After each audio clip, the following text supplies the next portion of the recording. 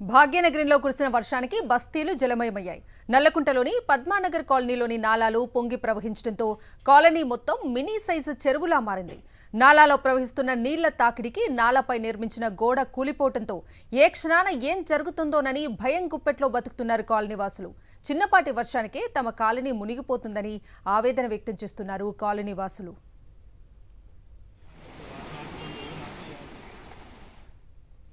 ప్రతి సంవత్సరం ఎప్పుడు వర్షం పడినా కాలనీ మొత్తం మునిగిపోతున్నా అధికారులు మాత్రం శాశ్వత పరిష్కారం చూపించడం లేదు అంటున్నారు కాలనీవాసులు. దీనిపై మరింత సమాచారం మా ప్రతినిధి అమర్ అందిస్తారు.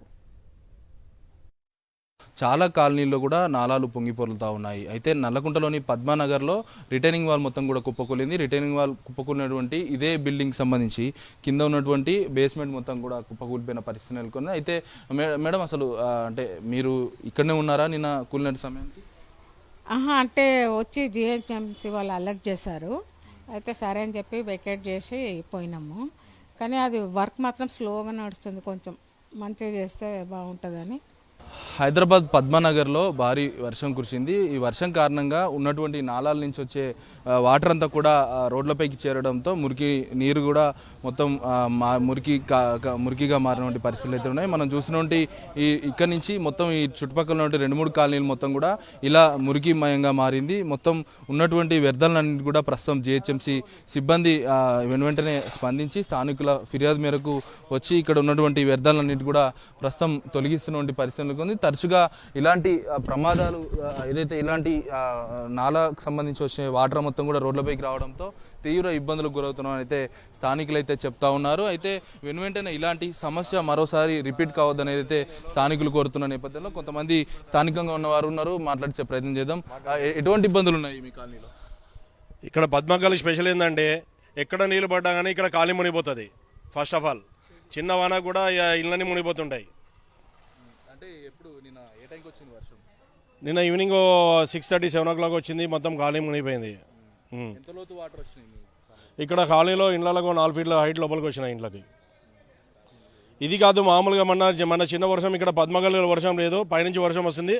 ఆ వర్షం నీళ్ళు కూడా కాలనీ మునిగిపోవడం జరిగింది. ఇక్కడ ఈ వాటర్ ఇది ఏదైతే ఉందో ఇది డీసిల్టింగ్ అని కట్టిన వాల్, ఆర్ఆర్ వాల్ అంటారు దీన్ని. ఆర్ఆర్ వాల్ ఏంటంటే దాని స్ట్రెంత్ ఎక్కువ ఉండదు.